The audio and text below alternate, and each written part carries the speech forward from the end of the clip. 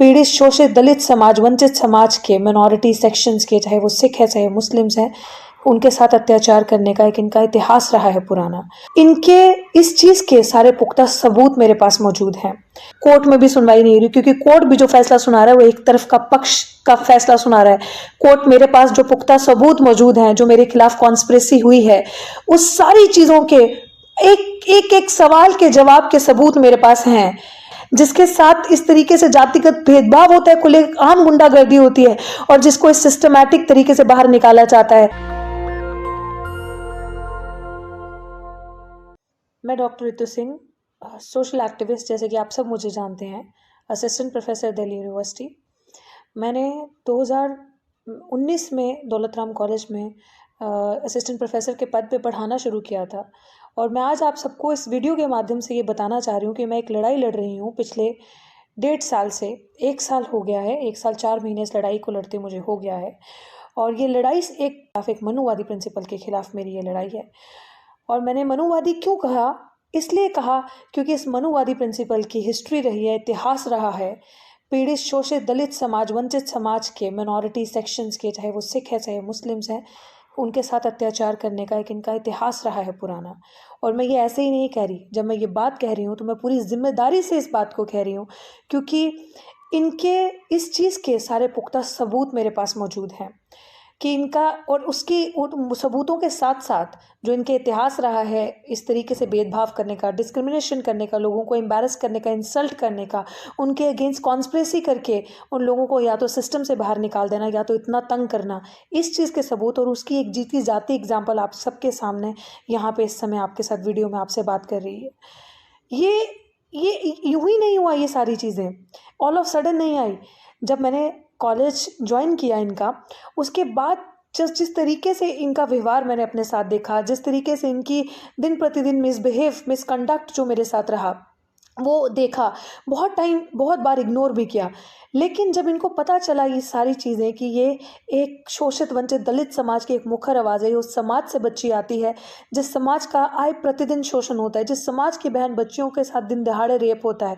ये उन समाज की बच्चियों की उस समाज की आवाज़ उठाती है और मुखर होकर उठाती है, तो उनके दिमाग में, दिल में एक डर सा बैठ गया, कहीं इस तरीके का व्यवहार, इस तरीके की चीज़ें पूरा कॉलेज में ये व्यवहार ना आ जाए, पूरे कॉलेज में इसको देख के और भी लोग इसका साथ ना देने लग पड़े, और भी लड़कियां, और भी बच्चे, और भी जो टीचर्स पढ़ा रहे हैं वो इसकी तरह ना हो जाए, प्रोफेसर्स जो पढ़ा रहे हैं वो इसकी तरह ना हो जाए। तो उनके दिल में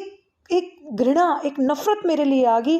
जिस तरीके से उन्होंने मेरे साथ बुरा व्यवहार किया, उनसे ये चीज़ हजम नहीं हुई कि किस तरह से किस समाज की लड़की अच्छे से रहती है, अच्छे से बोलती है, अंग्रेज़ी बोलती है, अच्छे से पहनती है, खाती है, और हमारे साथ कंधे से कंधा मिला के चलती है, और हमारी चालाकी बनाई हुई स्ट्रैटेजीज़ को खुलेआम चैलेंज करती है और समाज की आवाज़ उठाती है। तो उन्होंने मुझे टारगेट इस कदर किया कि मेरा फिनेंशियल बॉयकॉट किया। वो कैसे? कि मेरी नौकरी छीन ली। और मेरी नौकरी, सच माने मैं अपने समाज से आज ये बात कहना चाहती हूँ कि मुझे कोई मलाल नहीं है इस चीज़ का कि मेरी नौकरी चली गई, क्योंकि मलाल तब होता, मेरे पास ऑप्शन था, दलाली का, गुलामी का रास्ता था बहुत आसान। बहुत इस तरीके की रास्ते में चीज़ें आई जहाँ पे सबने कहा कि चुप करके नौकरी कर लो, क्या दिक्कत है, क्यों बोल रही हो,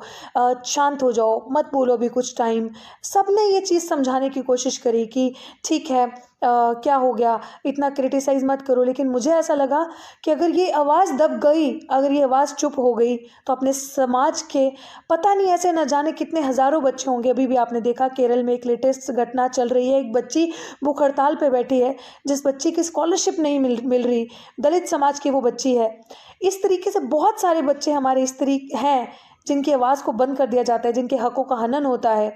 और वही एक लाइव एग्जाम्पल, लिव्ड एग्जाम्पल आप सबके सामने थी, रोहित वेमुला और पायल तडवी।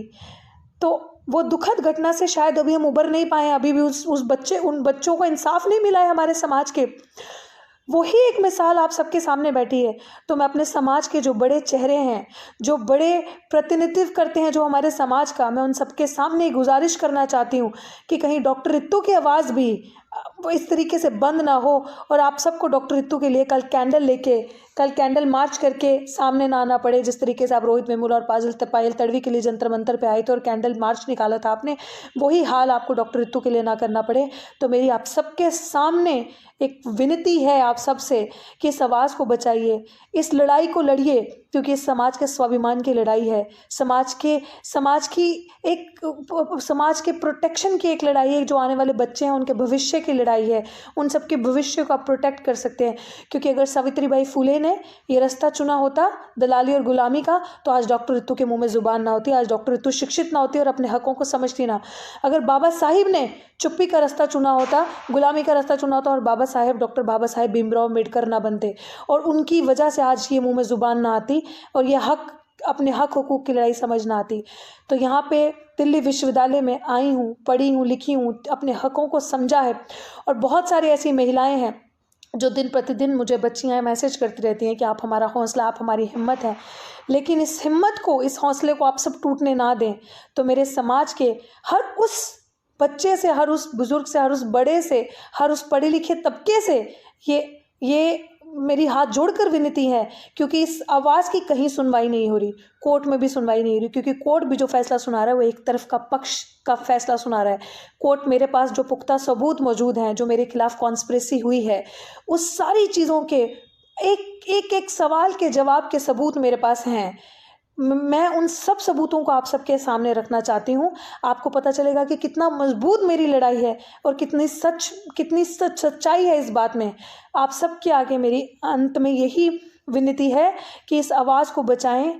डॉक्टर रितु की आवाज़ को बचाएं, और आने वाली हर उस बच्ची की आवाज़ को बचाएं जिसका शोषण होता है, जिसके साथ इस तरीके से जातिगत भेदभाव होता है, खुलेआम गुंडागर्दी होती है, और जिसको इस सिस्टमैटिक तरीके से बाहर निकाला जाता है। अगर आप इस आवाज़ को बचाएंगे, सच की आवाज़ को, तो ये दिल्ली विश्वविद्यालय में सिर्फ एक की लड़ाई नहीं, पूरे समाज की लड़ाई होगी। और पूरे समाज के बच्चे सर उठाकर अपनी जो शॉर्टफॉल और बैकलॉग की सीट्स हैं, जो हज़ारों के हिसाब से पड़ी हैं इस यूनिवर्सिटी में, बहुत सारी ऐसी यूनिवर्सिटीज़ में पढ़ी है, लेकिन दिल्ली विश्वविद्यालय की अगर मैं पर्टिकुलर बात करूं तो आपको घर से लोग ढूंढते थक जाओगे, इतनी सीटें आपकी हैं जो NFS करके आप ही के समाज के बच्चों को निकाल दिया जाता है, नॉट फाउंड सूटेबल करके निकाल दिया जाता है। वो बच्चे, वो लोग जिनकी सीटें यहाँ पे पड़ी हैं, उसकी लड़ाई भी हम सबको मिलकर लड़नी है। समाज का सर इस तरीके से झुकने ना दें, ताकि जीते जी जब आपको कोई गुहार लगाता है कि वो जातिगत भेदभाव का शिकार है, उसके साथ डिस्क्रिमिनेशन हो रहा है, उसका फाइनेंशियल बॉयकॉट हो गया है, उसको मेंटली हरास किया जा रहा है, तो ये सबसे बड़ी समाज की जिम्मेदारी बनती है कि उस समय उस बच्चे का आकर साथ दें, उसके साथ कंधे से कंधा मिलाकर खड़े और सच की लड़ाई को लड़ें, और उसको एक पूरी कोशिश करें कि उसको इंसाफ मिले। तो मेरी आप सबके आगे सबसे अंत में यही विनती है कि समाज के बच्चे का सर ना झुकने दें, और इसकी कहानी रोहित वेमुला और पायल तड़वी की तरह ना बनाएं, क्योंकि अभी उनके लड़ाई में भी हमें इंसाफ नहीं मिला है। नेशनल दस्तक की आपसे गुजारिश है कि अगर इसको बचाना चाहते हैं तो नेशनल दस्तक को सब्सक्राइब करने के लिए रेड कलर के सब्सक्राइब बटन को दबाएं, फिर बेल आइकन की घंटी दबाएं। नेशनल दस्तक को बचाने के लिए बहुत जरूरी है कि हर खबर को शेयर करें, लाइक करें, कमेंट जरूर करें।